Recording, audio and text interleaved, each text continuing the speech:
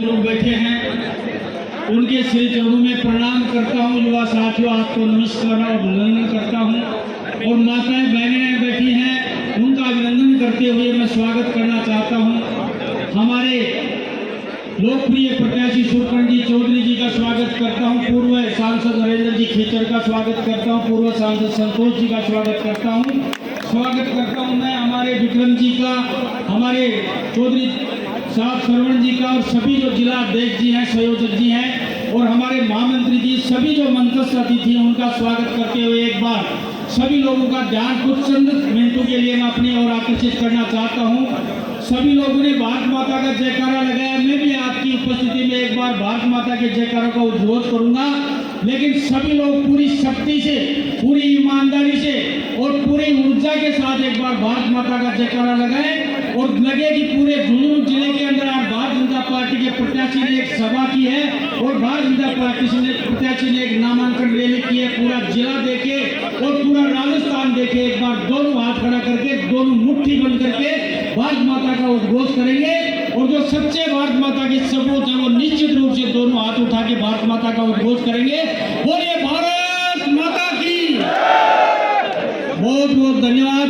मैं आग्रह करना चाहता हूं, मुझसे पूर्व वक्ताओं ने आपको सारी बातें बता दी हैं। निश्चित रूप से आप लोगों को विश्लेषण करना है, इस बार चुनाव का विश्लेषण करना है। हमने पूर्व में 2 बार हमारे सांसद के रूप में लोकसभा में भेजे थे, नरेंद्र जी खीचड़ की रूप में और हमारे संतोष जी के रूप में। निश्चित रूप से मैं कहना चाहता हूँ, विश्वास दिलाना चाहता हूँ, खेतड़ी के उत्खंड की तरफ से विश्वास दिलाना चाहता हूँ और पूरे झुंझुनू के जनमानस की रूप से विश्वास दिलाना चाहता हूँ। इस बार जो 25 कमल की माला राजस्थान से जाएगी, जो नरेंद्र मोदी जी के गले में डलेगी, निश्चित रूप से झुंझुनू की भी 4 लाख से जीत कर हमारे कमल के रूप में एक माला होगी वहां पर। यह आप लोगों को विश्वास दिलाने के लिए है। आप लोगों में विश्वास करना, भाषणबाजी करना मैं विश्वास के साथ कह सकता हूँ, ये मेरी फितरत में नहीं है, लेकिन खेतड़ी का जनसेवक होने के नाते आपको विश्वास दिला सकता हूँ, क्योंकि करना तो जनता को और आम लोगों को करना है, एक व्यक्ति कोई नहीं कर सकता। और मैं के नाम पे छुरी है, मैं ये कर दूंगा, मैं वो कर दूंगा, कोई नहीं कर सकता, क्योंकि सबसे बड़ी होती है जनता, और जो हमारे सामने बैठी और पूरे जिले में फैली हुई है। मैं विश्वास दिलाता हूँ आप लोगों को, खेतड़ी का जनसेवक होने के नाते खेतड़ी के जनमानस के हिसाब से पिछली बार भी हमने जिले में सर्वाधिक वोटों से सांसद चुना था, और इस बार भी खेतड़ी से कोशिश करेंगे कि पूरे जिले के अंदर सर्वाधिक वोटों से जिताकर हम यहाँ से हमारा सांसद भेजें। उदयपुरवाटी और नवलगढ़ और सारे क्षेत्र अपनी अपनी तरीके से मजबूत हैं। यहाँ पर विधानसभा चुनाव में हम 2 विधायक जीते। निश्चित रूप से ये बात जिले के लिए दुर्भाग्यपूर्ण है, लेकिन आज तो मोदी जी का सवाल है, बीजेपी और कांग्रेस का सवाल। आप सब लोग कह सकते हो कि मोदी जी के बारे में जब भी गांव में बात करोगे, खेत खलियान में बात करोगे, नुक्कड़ पे चौराहे पे बात करोगे, व्यापारी से बात करोगे, कर्मचारी से बात करोगे, बुजुर्ग और नौजवान से बात करोगे, आज कोई भी व्यक्ति मोदी जी के नाम पर वोट ना दे ऐसा व्यक्ति पूरे जिले और राजस्थान में नहीं है। इस बात को लेकर हमको चलना है। ये देश भी यही था, ये प्रदेश भी यही था, ये मौसम भी यही थे, ये जात समुदाय धर्म और यही थे, लेकिन आज 10 साल के अंदर मोदी जी ने इस देश का जो कायाकल्प किया है, निश्चित रूप से दुनिया में विश्व गुरु बनने से कोई नहीं रोक सकता इस देश को। ये मैं कहना चाहता हूँ, 70 साल की आजादी के अंदर क्या बना दिया था इस देश का, जो कांग्रेस के शासन में जो राज थे। मैं कहना चाहता हूँ, ये हिंदुस्तान विश्व गुरु था, जगत गुरु था। दुनिया का कोई भी नुमाइंदा हिंदुस्तान की सरजमी पे जब पैर रखता था तो इसकी मिट्टी को उठाकर अपने माथे से तिलकिलाता था और अपने आप को धन्य और पवित्र समझता था। लेकिन कांग्रेस के राज में इस देश की परवाह नहीं की गई।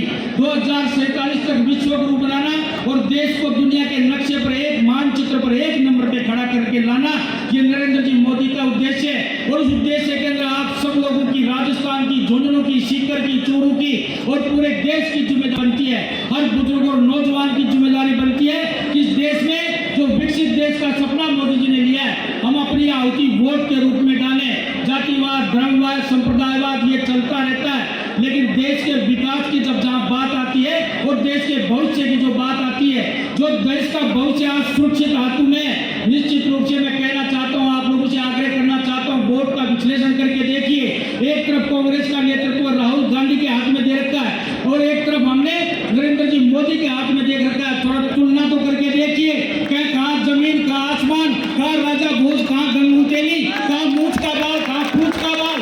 मैं तो कभी कल्पना तो करके देखिए आप लोग किसको वोट दे रहे हैं। मैं आपको आग्रह करना चाहता हूँ, देश का मान और सम्मान बढ़ाना चाहते हो और दुनिया के मानचित्र पर, विश्व के पटल पर अगर एक नंबर पे खड़ा करना चाहते हो तो आप जरूर तो इस देश को नरेंद्र मोदी जी के साथ चलने की, भारतीय जनता पार्टी के साथ चलने की एक बार तैयार हो जाइए। पूरे जिले की तरफ से तीसरी बार हैट्रिक लगाने के लिए भारतीय जनता पार्टी का नुमाइंदा लोकसभा में जाएगा और भारतीय जनता पार्टी का प्रतिनिधित्व करेगा। ये हम विश्वास दिला सकते हैं। कहने के लिए बहुत बातें हैं, लेकिन इतने बड़े मंच पर जितने बड़े बड़े नेता आने वाले हैं, मैं तो एक छोटा सा और इतना सा कार्य करता हूँ। आप लोगों ने विधानसभा में भेजा है, विधानसभा में मैं अपनी हैसियत के हिसाब से अपने क्षेत्र की आवाज उठाना चाहते हैं, लेकिन मैं कहना चाहता हूँ, मैंने संतोष जी से भी कहा था, नरेंद्र जी कीचड़ से भी कहा था और आज हमारे प्रत्याशी चौधरी शुक्ला जी से भी कहना चाहता हूँ, जो हिंदुस्तान कॉपर लिमिटेड का इतना बड़ा कारखाना है जिसको कभी पूरे शेखावाटी की लाइफ लाइन कहा जाता था, उसको जिंदा करना हमारा फर्ज बनता है, कर्म बनता है, धर्म बनता है।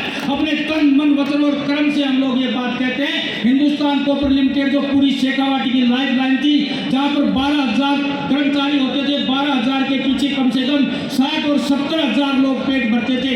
ऐसे कार्यक्रम को और ऐसे कारखाने को पुनर्जीवित करना चौधरी शुक्ला जी आपका काम है। हम आपके साथ हैं, क्योंकि हमारे जिले का सवाल है।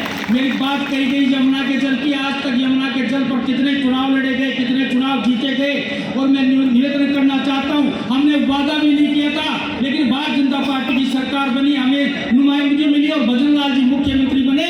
मात्र 70 दिन के अंदर इस शेखावाटी को यमुना का जल लाकर जो इतिहास कायम किया है, किसी पार्टी के बस की नहीं है। हरियाणा और राजस्थान की गवर्नमेंट में जो एमओयू हुआ, हमारे गजेंद्र शेखावत जी के नेतृत्व में जो एमओयू हुआ, निश्चित रूप से आपको पीने के पानी का जल मिलेगा और सिंचाई के लिए आपको भी जल मिलेगा। ऐसे जो कार्य होते हैं, मैं समझता हूँ कोई भी पार्टी विकास के कार्य में नजर नहीं रखती है। जातिवाद, धर्मवाद में चुनाव लड़ने का जमाना चला गया। नौजवान साथियों, आपसे आगाह करना चाहता हूँ, विकास के साथ चलिए, देश की तरक्की के साथ चलिए। इतना निवेदन करना चाहता हूँ खेतड़ी की तरफ से। मैं खेतड़ी का जनसेवक होने के नाते आपको आश्वस्त दिलाता हूँ कि ज्यादा से ज्यादा मित्रों से आपको जिताकर लोकसभा में भेजेंगे, निश्चित रूप से इसी वादे के साथ। ये कहना चाहता हूँ कि पीर हो गई है पर्वत सी, अब ये पिघलनी चाहिए, हिमालय से फिर कोई गंगा निकलनी चाहिए। जो आग मेरे दिल में है, हर दिल में जलनी चाहिए। हंगामा खड़ा करना मेरा मकसद नहीं, मैं चाहता हूँ कि मेरे इस देश की तस्वीर बदलनी चाहिए, तब्दील बदलनी चाहिए। इसी आशा विश्वास के साथ, कम कहिए उनको ज्यादा समझना। मैं अपना कथन समाप्त करके अपनी वाणी को विराम देता हूँ। सबको राम राम, बहुत बहुत धन्यवाद। बहुत बहुत धन्यवाद।